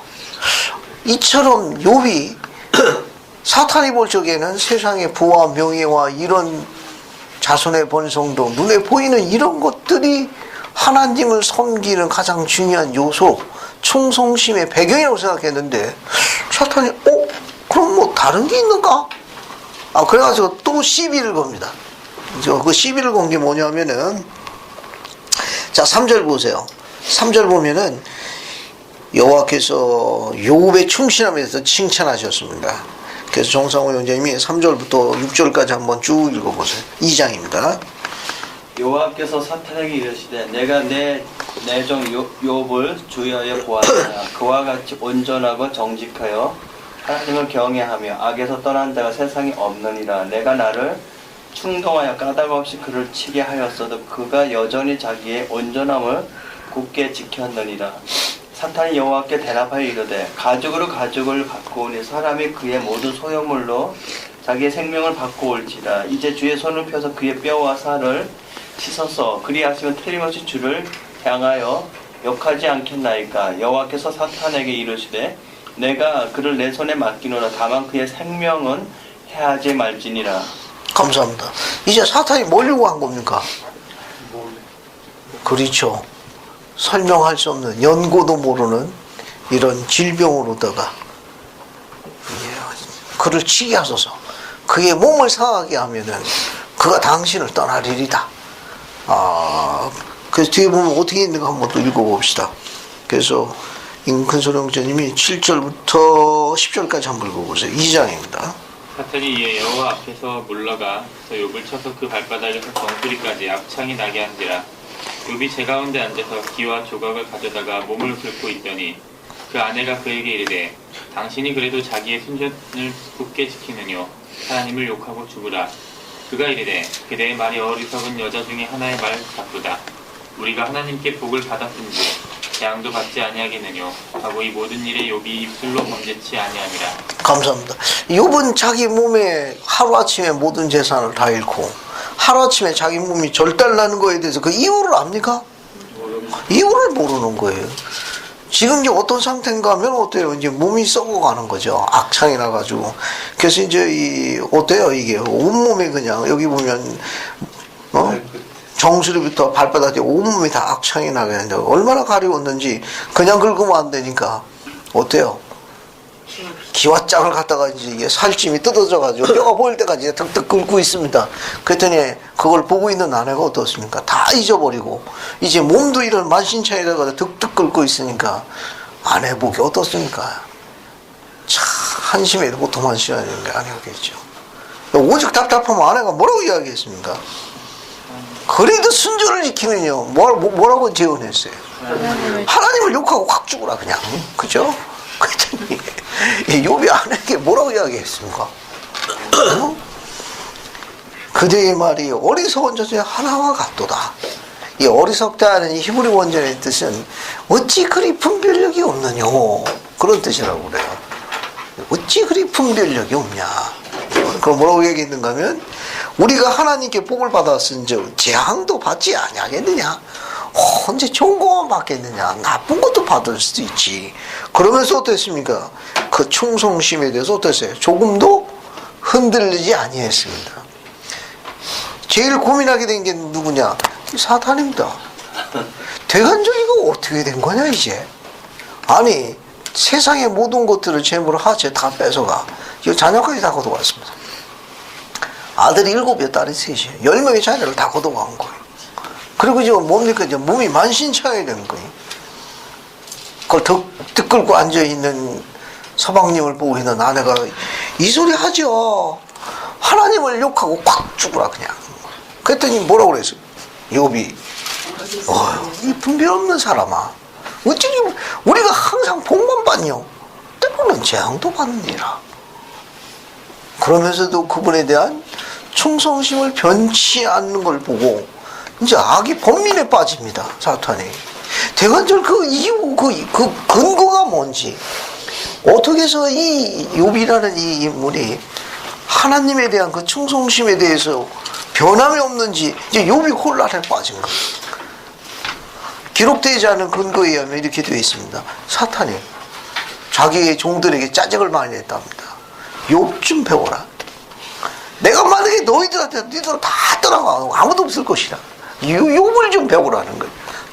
걷어가고 몸도 만셔되고 뭐가 있냐. 붙은 말만 마지못해 스스로 죽지 못해 살아가고 있는 한숨에 숨만 남아있지 않느냐. 그래도 지금 충성심에 대한 조금도 흘리는 일이 없는 겁니다. 그 죄에 대한 충성심을 딱 경고한 거예요. 분별력 없는 사람아 무슨 소리 그렇게 하고 있느냐. 재산 잃을 때 주신이도 그분이네. 걷어가시는 분이 되니까 주신고 걷어갔다는 게 당연하지. 또 만신창이 돼가지고 있으니까 뭐라고 이야기하겠습니까? 언제 복만 받냐. 재앙도 받는 게지. 그래서 내 사랑은 아직도 변치 않으냐 이게 하고 있으니까 아내가 뭐라고 합니까? 하나님 욕하고 확 죽으라. 그래도 어때요? 조금도 근데 이 사탄이 혼란스러워. 이 충성심의 근거가 뭔지 아주 사탄이 궁금한 거. 혼란에 빠지게 돼요. 사탄이 그 답을 찾지 못합니다. 찾지 못해요. 그 뒤에 보시게 되면은 이제 이런 상황에서 어떻게 되는가 하면 그 욥 자신에 대한 그 고통이 얼마나 큰지 지금 욥이 그 이유를 모릅니다. 왜 이렇게 됐는지 하루아침에 6장 보세요. 6장 2절 3절 보세요. 그 짐이 얼마나 무거웠는지 한번 읽어보겠습니다. 그래서 정상우 형제님이 6장 2절 3절 한번 읽어봐요. 나의 괴로움을 달아보며 나의 파멸을 저울 위에 모두 놓을 수 있다면 바다의 모래보다도 무거울 것이라. 그러므로 나의 말이 경솔하였구나. 감사합니다. 연구도 없이 이렇게 된 거에 대한 것을 뭡니까?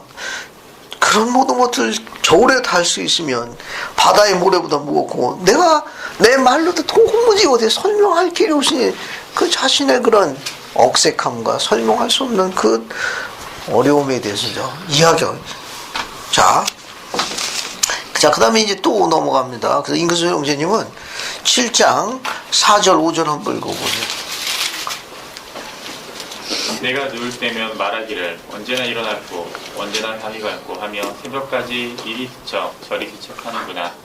내 살에는 구더기와 흙조각이 의복처럼 익혀졌고 내 가죽은 합창되었다가 터지는구나. 감사합니다. 이 몸의 고통이 얼마나 심했으면은 내가 누울 때 말하기를 언제 일어날고 밤이 언제 갈고 하며 새벽까지 이리저리 뒤척이는구나. 내 살에 구더기와 흙조각이 붙여 입혔고 내 가죽은 어떻습니까? 이게 거의 시체처럼 되었구나. 냄새가 진동하고 다 떠난 거야. 아무도 없어. 아무도 없어. 이 썩은 내하고 이런 것 때문에 옆에 아무도 없습니다. 다 도망갔어요. 이거는. 이제 뒤로 이제 쭉 넘어갑시다. 뒤로 쭉 넘어가가지고요. 이제 어디를 보시는가 하면은 13장 13, 14, 15절 한번 읽어볼게요. 자, 욥기 13장입니다. 그래서 이종원 자매님이 13, 14, 15절 한번 읽어볼게요. 너희는 잠잠하고 나를 버려두어 말하게 하라. 무슨 일이 닥치든지 내가 당하리라. 내가 어찌하여 내 살을 내 이로 물고 내 생명을 내 손에 두겠느냐. 그가 나를 죽이시리니 내가 희망이 없노라. 그러나 그의 앞에서 내 행위를 아뢰리라. 자, 거기 여러분 15절에 뭐라고 나와 있습니까? 그가 나를 죽이시리니 내가 소망이 없다. 이 원문의 뜻을 이렇게 번역해 놨는데 이 뜻을 여러분 유인물에 잠깐 원문에 가깝게 번역을 해 놨어요. 어디를 보시는가 하면은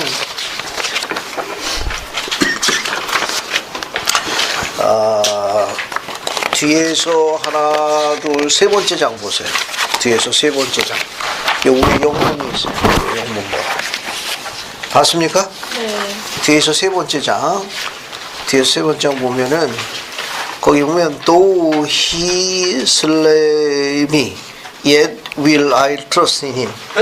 그 밑에 화살표시 밑으로 따라가요. 그 가로 안에 있는 거 보세요. 가로 안에 있는 게 직역입니다. 그가 나를 죽일지라도 나는 그를 뭐 하겠다는 겁니까? 믿겠노라. 원문의 이 뜻이 훨씬 더 가까운 뜻이에요. 그래서 우리 흠정역에는 그가 나를 죽이시니 내가 소망이 없노라 이렇게 되어 있는데 원문의 번역을 직역하는 게 훨씬 더 뜻이 좋습니다. 그가 비록 나를 죽인다 할지라도 그래도 나는 그를 뭐 하겠노라?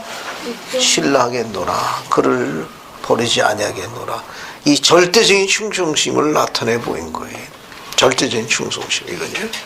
그러니까 사탄은 이게 없습니다. 사탄은 이게 없어요. 근데 우리는 이걸 갖고 있는 거예요. 우리는 다 걷어가고 내 몸도 망가지고 시체처럼 되고 다 떠나서 친구도 없고 아무도 없어요.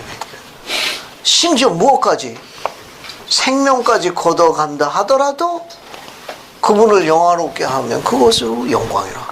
목숨도 뭐 아깝지 않은 거예요. 비록 그가 나를 이리 대접할지라도 내가 그에 대해서 원망하지 아니할지니. 그 절대적인 충성심을 이 사탄은 그걸 못 갖고 있는 거예요. 태초부터 그걸 못 가졌어요. 태초에부터 그것 때문에 쫓겨난 거고 사탄의 모든 종들도 이걸 못 갖고 있는 건데 사탄이 욥이 부러웠던 거예요. 또 주님께서도 욥을 이제 세우신 거고. 그러니까 이런 부분은 뭐냐 하면은 욥은 자기가 걸어가고 있는 이 길이 하나님께서 기뻐하신다는 거에 대한 추호도 의심이 없었어요. 그걸 이제 순전이라고 여기서 나와 있는데 그러니까 그분이 살아계시다는 걸 전혀 의심하지 않았고 그분이 완전하고 온전하신 분이 다 나를 아심이라. 그리고 비록 다 모든 걸 걷어가시고 내 몸이 시체처럼 되고 심지어 내 생명까지 걷어간다 하더라도 내가 그분께 향한 나의 이런 충성이니까 변하지 않는 이 그분을 향한 이 마음은 하나님께서 기뻐하신다는 것에 대한 걸 초도 의심하지 않은 독특한 인물입니다. 아주 독특한 인물이에요. 그러니까 여기 보면 이제 여기도 마찬가지입니다. 이 고통이 얼마나 심했는지 죽음을 쫓기를 원했지만 자살을 원한 건 아니에요. 이거는 이 독특한 인물은요. 뒤로 갑시다. 19장으로 갈게요. 19장 봅시다. 19장 이제 13절 봐요. 이 욥이라는 인물이 우리에게 신앙 강화를 위한 샘플이 되는 사람입니다. 자, 욥기 19장 13절 보면 나의 형제들로 나를 멀리 떠나게 하니 나를 아는 모든 사람이 내게 다 떠나버렸구나. 아무도 없는 거예요. 아무도. 14절 내 친척은 나를 버리며 내 가까운 친구도 나를 잊었도다. 17절 내 숨을 내 아내가 싫어하며 내 동포들마저 다 협의하는구나. 19절 나의 가까운 친구들이 나를 미워하며 나의 사랑하는 사람들도 이렇게 나의 대적이 되었구나. 20절 내 피부와 살이 뼈에 붙었고 남은 곳은 겨우 잇꺼풀 뿐이로구나. 그냥 잇꺼풀만 남고 다 전부 썩어서 없어진 겁니다. 이거는. 자, 그 다음에 이제 거기 쭉 보게 되게 되면은 이제 친구들이 와가지고 이제 위로를 하는데, 위로하는 것들이 이제 21절 보세요. 나의 친구야, 너희는 나를 불쌍히 여기거라. 나를 불쌍히 여기라. 하나님의 손이 나를 치셨구나. 너희가 어찌하여 하나님처럼 나를 핍박하느냐. 내 살을 먹고도 부족하더냐. 이 앞에 보세요. 이 세 친구가 와가지고 이제 욥을 위로한다고 이제 옵니다. 와가지고 위로를 하는데 위로가 전혀 도움이 안 됩니다. 왜냐하면 이들은 소위 이 친구들이 욥에게 와가지고 세 친구가 옵니다. 세 친구가 이제 위로하러 왔지만 위로가 아니라 오히려 욥에 대해서 멀리하게 하는 거 전혀 도움이 안 되고 낙담만 가져옵니다. 왜냐하면 이 친구들이 뭘 이야기했는가 하면 수학의 법칙을 이야기합니다. 수학의 법칙이라는 건 심은 대로 걷는 거예요. 왜냐하면 하나님은 공의로우신 분이 연고 없이 그리 하시겠느냐. 우리는 잘 모르나 하나님 보시에 네가 벌받을 짓을 했으니 그분께서 내리시는 게 아니냐. 그게 뭡니까? 염장만 가득 찔르고 가는 거예요. 네가 잘했으면 그분이 걷어가시겠느냐. 네가 당하는 걸 보니까 예사롭지 아니하니 우리는 모르되 네가 무언가 하나님 보시기에 그분께서 진노할 만한 벌받기에 합당한 무언가 있지 않게. 어째 하나님께서 연고 없이 해가지고 너를 이렇게 온 세상에 너를 이렇게 부끄럽게 하시겠느냐. 그 이제 염장을 잔뜩 찔러놓고. 근데 욥은 아직도 뭡니까? 그 이유를 모르는 거예요. 이게 우리 인생살이의 삶에서 우리에게 가까운 이런 부분에서 배울 수 있는 게 뭐냐면 가까이 있는 친구마저도 뭐 하는 겁니까? 도움이 안 돼요. 도움이 안 된다고. 이 경전의 이 저자들은 또 다른 의미도 있습니다. 반면교사라는 케이스도 있지만 사실은 대리만족도 있다고 그래요. 너 한동안 잘 지냈지 않냐? 한없이 모르고. 저런 거 보면서 또 위로를 또 얻는 고약한 대리신보도 있는 여러 가지 학설이 많이 있어요. 이게 잘 되는 것보다는 안 되는 쪽에서 훨씬 더 만족을 많이 느끼는 겁니다. 여러 가지 학설이 많이 있어요. 친구들은 진정으로 다 위로한다고 왔지만 위로는커녕 뭡니까? 훨씬 더 낙담과 좌절을 이끌어갑니다. 공의로운 하나님께서 네가 잘해봐서 말아. 그분이 그렇게 하시겠뇨? 이거 우리는 뭔지 모르지만 네가 매맞을 줄 했으니까 그분께서 이게 좋지 않은 게다. 이건 그 염장만 잔뜩 찔러놓고 합니다. 그러면 욥이 제일 힘들었던 게 뭐냐? 한번 봅시다. 한번 볼게요. 25, 26절 한번 읽어보겠습니다. 봤습니까? 한번 읽어볼게요. 이한수 자매님, 욥기 19장 25, 26절 읽어봐요. 내가 알기에는 나의 대적자가 살아계시니 마침내 그가 땅이 흩어질 것이니라. 내 가족이 벗김을 당한 뒤에도 내가 육체 밖에서 하나님을 보리라. 감사합니다. 거기 25절 그래도 욥은 뭘 간증하고 있어요? 내가 알기에는 나의 구속주 내 하나님이 살아계시니 변함없는 거예요. 내 하나님 살아계셔서 나를 세우실 것이니 내가 부끄러움이 없나니 언젠가 그게 나를 회복시켜 줄 거니 이 간증 악은 이게 없는 겁니다. 욥이 가지고 있는 이 의로움의 근거는 이런 간증입니다. 하나님에 대한 살아계신 하나님에 대한 변하지 않는 충성심은 이 간증이 그분이 살아계시고 그분이 온전하셔 천국을 다 하시는 분이라는 거. 친구마저도 자기 아내마저도 다 떠나고 자기를 거둬주지 않지만 내 하나님께서는 내가 걸어가는 모든 이런 여정의 과정을 다 하시니 내 마음은 그분이 아실 것이라. 그래서 26절 보면 최악의 경우에 지상에서 이것이 이루어지지 않으면 다음 세상에서도 그분이 나를 위로하실 것이라. 이런 이 악이 여기서는 이제 손을 놓게 돼요. 그냥 지상에서 이런 모든 것들에 대해서 내가 위로를 얻지 못한다 하더라도 내 죽은 다음에는 그분이 나를 위로하실 것이라. 여기까지 가니까 악이 이제 손 놨습니다. 여기 보세요. 나의 이 가족. 이것이 썩은 후에 내가 육체 밖에서 하나님을 그분을 만나게 될 것이요. 육체 밖에서 여기 떠나서 그런 말입니다. 내가 육체를 떠나서니까 부활을 의미하는 거예요. 부활을 의미하는 겁니다. 내가 다음 세상에서는 그분께서 나를 얼마나 귀여우고 이뻐하시겠느냐? 내가 아닙니다.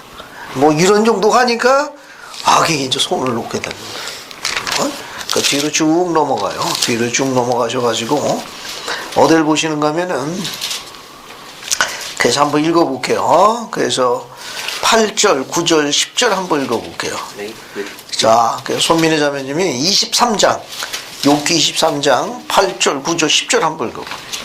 그런데 내가 앞으로 가도 그가 아니 계시고 뒤로 가도 보이지 아니하며 그가 왼쪽에서 일하시나 내가 만날 수 없고 그가 오른쪽으로 부딪히시나 배울 수 없구나. 그러나 내가 가는 길을 그가 아시나니 그가 나를 단련하신 후에는 내가 신분같이 되어 나오리라. 감사합니다. 이 8절, 9절, 10절은 뭐냐면 여기 봐요.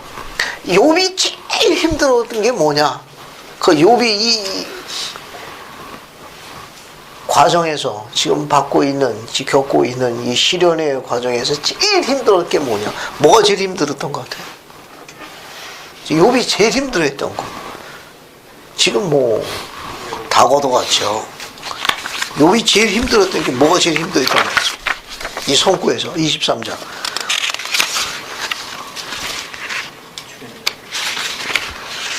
뭐가 제일 힘들었던 것 같습니다. 하늘의 무응답. 보통? 하늘의 침묵. 아, 여기 감사합니다. 같은 내용이에요. 여기 한번 봐요. 8절 보면 내가 앞으로 가도 그가 아니 계시고 뒤로 가도 보이지 아니하며 그가 왼편에서 일하시나 내가 만날 수 없고 그가 오른편으로 돌이키나 내가 배울 수가 없구나. 그죠? 이게 제일 중요해요. 하늘의 긴 침묵이요. 그렇게 지금까지 충성심을 보인 그 전능하신 그분께서 아무런 응답이 없는 거예요. 아무런 눈길도 없고 손길도 없고. 우리가 이런 긴 침묵이 우리가 인생을 살아갈 적에 시련의 시기 제일 힘든 건 하늘의 침묵이. 그래도 어때요? 23장 10절 보게 되면 그래도 뭐랍니까? 그런 응답해 주시지 않는 의심을 품게 되는 경우가 있을 수 있는데 그래도 욥은 뭐라고 이야기했습니까? 23장 10절에 거기 나의 가는 길을 찾았습니까? 나오리라까지 한번 크게 같이 읽어보죠. 준비됐습니까? 한번 읽어보죠. 자, 시작. 나의 가는 길을 그가 아시나니 그가 나를 단련하신 후에는 내가 신분까지 되어 나오리라. 감사합니다. 변함이 없는 거예요. 뒤로 넘어갑니다. 뒤로 쭉 넘어가요. 27장 5절 6절 보세요. 봤습니까? 그래서 김상민 자매님은 27장 5절 6절 한번 읽어보세요. 나는 단정코 너희를 오토하지 아니하겠고 죽기 전에는 나의 순종함을 버리지 않을 것이라. 내가 내 의를 굳게 잡고 놓지 아니하노니 일평생 내 마음이 나를 책망치 아니하리라. 감사합니다. 욥의 고결성입니다. 물러설지를 몰라요. 물러설지를. 이걸 죽기 전까지는 내가 양보하지 않으리라. 내가 내 의를 잡고 내가 꼭 잡고 있을 것이라. 아주 뭐 변함없습니다. 이거는. 그 다음에 이제 나머지는 여러분 쭉 읽어보시고요. 자, 이제 어디를 넘어가는가 하면 뒤로 넘어갑니다. 뒤로 쭉 넘어가가지고 이제 42장으로 넘어갈게요. 이제 끝장을 봅시다. 이제 결론은 어떻게 되나 한번 볼게요. 자, 42장 한번 보세요. 10절부터 13절까지 42장 10절부터 13절까지 잉크스윙 한번 읽어봐. 여러분 어떻게 되나 봅시다. 결과로. 욥이 그 벗들을 위하여 빌매 여호와께서 욥의 공경을 돌이키시고 욥에게 그전 소유보다 갑절이나 주신지라. 이에 그의 모든 형제와 자매와 및 전에 알던 자들이 다 와서 그 집에서 함께 식물을 먹고 여호와께서 그에게 내리신 모든 재앙에 대하여 그를 위하여 슬퍼하며 위로하고 각각 금 한 조각과 금고리 하나씩 주었더라. 여호와께서 욥의 모년에 복을 주사 처음 복보다 더하게 하시니 그가 양 14,000과 약대 6,000과 소 1,000 겨리와 암나기 1,000을 두었고 또 아들 7과 딸 3을 낳았으며. 됐습니다. 감사합니다. 거기까지. 어떻습니까? 다 돌려주시죠. 다 돌려주십니다. 여러분 이제 이 인물 한번 읽어볼게요. 여러분 이 인물 두 번째 장 보세요. 이 인물 두 번째 장 보십시오. 봤습니까? 네. 거기 밑줄 친 것만, 밑줄 친 것만. 여러분, 이 인물 두 번째 장에 밑줄 친 것만 쭉 읽어볼게요. 나는 욥기가 신앙광의 가르침을 생생하게 설명하고 있다는 점, 그게 감명을 받았으며, 또한 누구든지 끝까지 충실한 삶을 살고자 하는 사람, 다음 세 가지 사항을 알아야 합니다. 즉, 하나님은 살아계시며, 그분은 인격이나 품성에서 완전하시며, 우리가 추구하는 생애 과정은 하나님에게 기쁨이 되어야 한다는 사실입니다. 이러한 요소 중 어느 하나라도 결여된다면 신앙의 완전한 기초가 결여되어 있는 것과 같습니다. 됐죠? 자, 그 다음 밑줄 거 보세요. 이 책의 첫 구절에 욥이 순전하고 정직하게 하나님을 경외하며 악에서 떠난 자라고 묘사되고 있습니다. 중요한 것은 주께서 동일한 문체로 이 사람의 선함을 인정하신 겁니다. 밑에 거. 그러나 바로 그러한 선이 사탄에게 중요한 문제가 되었던 겁니다. 그는 욥의 선한 행위와 경건은 주님의 크신 보호와 지지를 받은 때문이라고 빈정거렸습니다. 주님은 그처럼 큰 보호와 값진 삶을 욥을 축복해 주었던 겁니다. 그러나 환경에서 누가 주님을 섬기자고 냉수적으로 빈정거린 겁니다. 옆으로 갑니다. 자, 오른쪽 편 맨 위에 보세요. 하루아침에 욥은 모든 걸 잃게 되었습니다. 그의 모든 즉 소나 나귀와 종과 양떼와 약대와 그의 자손까지도 이뤘습니다. 그처럼 심한 타격을 받은 욥의 유순한 마음은 주님과 같이 완전했습니다. 내가 모태에서 적신으로 나와 싸운 적 또한 적신이 그리로 돌아올지라. 주신 자도 여호와시요 취하신 이도 여호와시니 여호와의 이름에 찬송을 받으실지니라. 또한 이 모든 욥이 범죄치 아니하고 하나님을 향하여 어리석게 원망하지 아니하더라. 밑에 건너뜁니다. 거기 미친 거 봐요. 완벽한 신앙으로 그는 쟁기를 굳게 됐고 자신의 순전을 굳게 지켰습니다. 욥의 충성심에 대한 보다 깊은 논거를 찾았던 사탄은 욥이 더 큰 상처와 주님을 배반할 거는 결론을 내렸습니다. 밑에 거. 그러나 한 가지만은 분명합니다.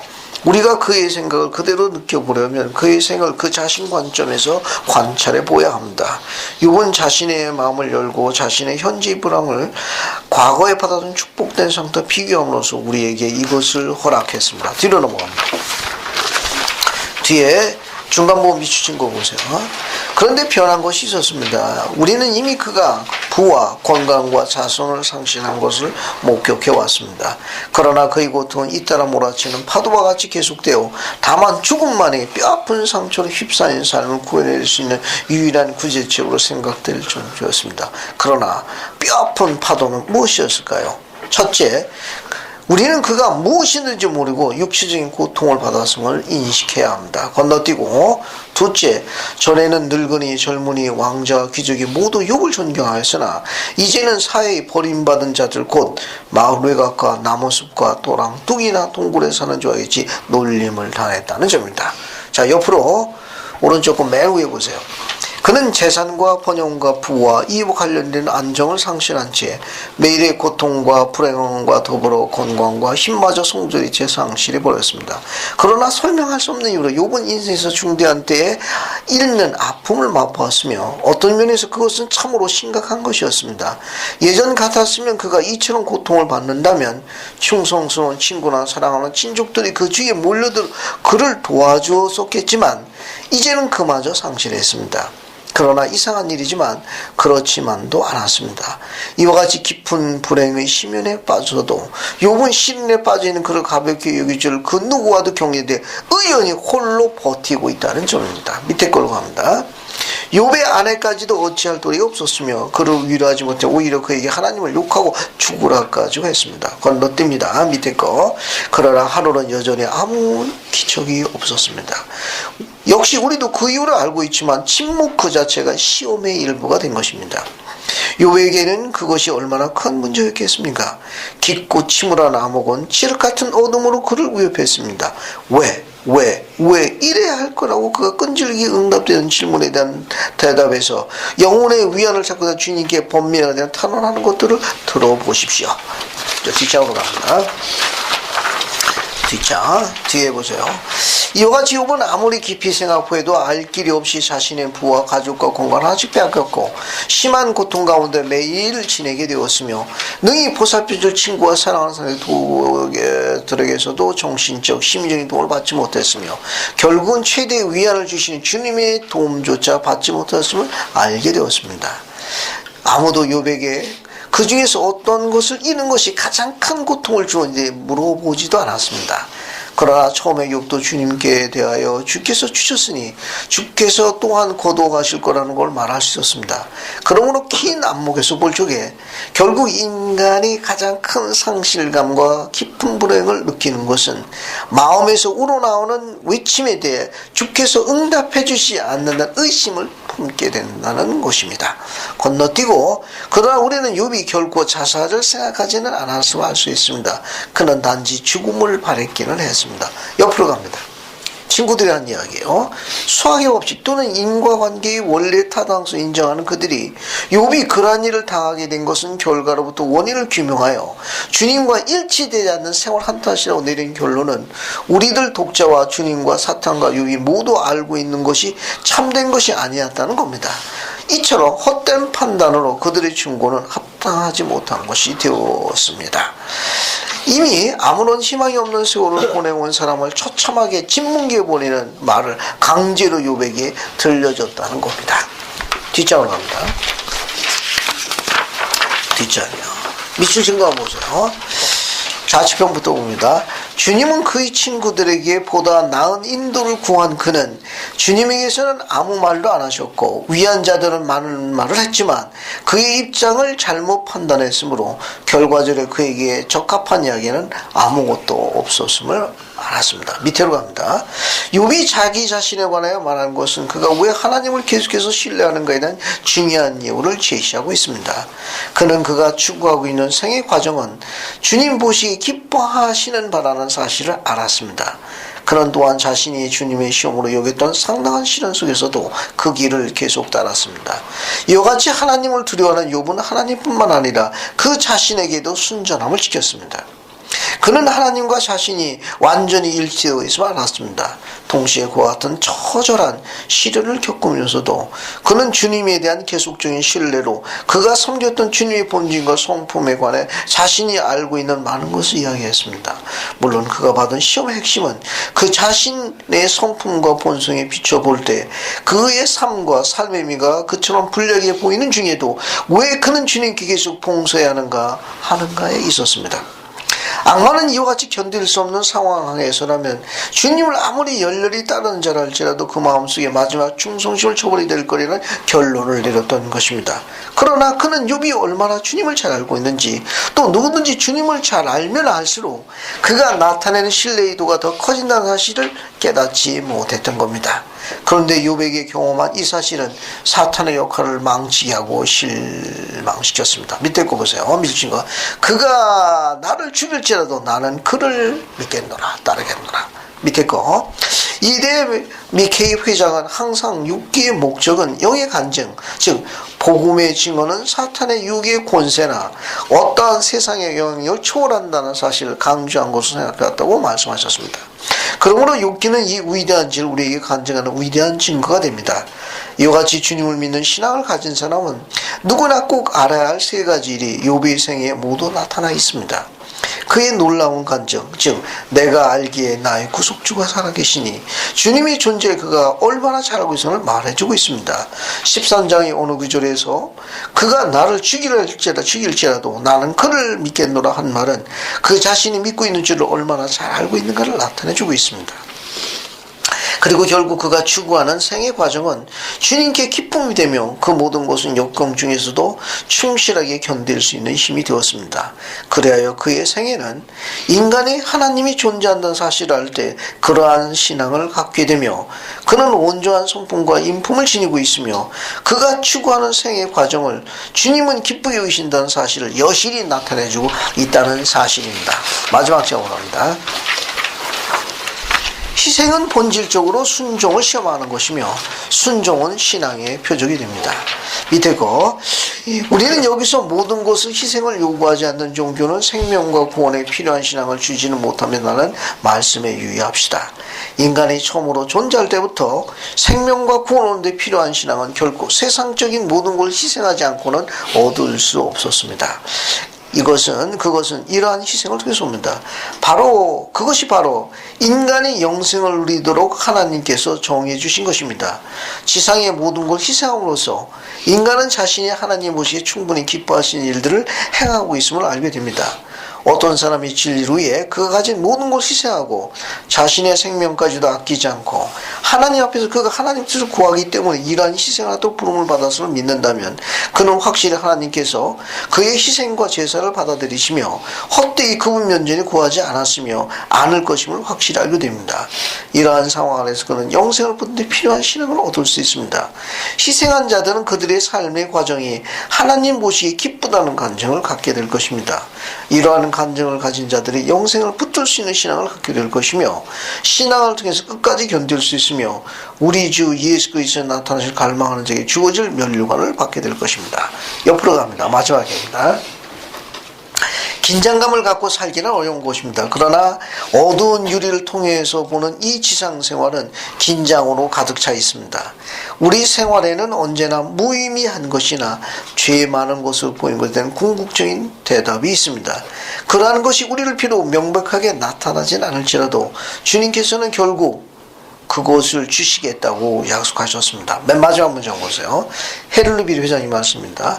참 신앙의 기능은 우주에 대한 하나님의 무용적 통치에 관한 모든 의문에 답하는 데 있는 것이 아니라 현재의 상태에서 결코 해답을 얻을 수 없는 문제에 당면하여 나아갈 수 있는 용기, 즉 신앙을 통하여 나아갈 수 있는 용기를 주는 것입니다. 그러므로 어떤 현자가 말했듯이 여러분 스스로 유의하시기 바랍니다. 여러분이 더 이상 신앙을 지킬 수 없다고 느껴지게 될 때 어떻게 해서라도 신앙을 갖도록 하십시오. 신앙이 없이는 내일의 불확실과 위험을 헤쳐나갈 수가 없습니다. 이해하셨죠? 참 신앙의 기능은 여기 있는 모든 게 다 답으로 주어지는 게 아니라는 겁니다. 더 이상 신앙을 행사할 수 없는 극한 상황에 오실 적에 포기하시지 말고 오히려 어떻게 해서도 신앙을 갖고 끝까지 번질 수 있도록 생활하십시오. 그걸 잊어버리면 내일은 없다는 겁니다. 됐습니까? 네. 욥에서 배울 수 있는 가르침입니다. 이 인용문을 자주 한번 검토해 읽어보시기 바랍니다. 예수 그리스도로 아멘.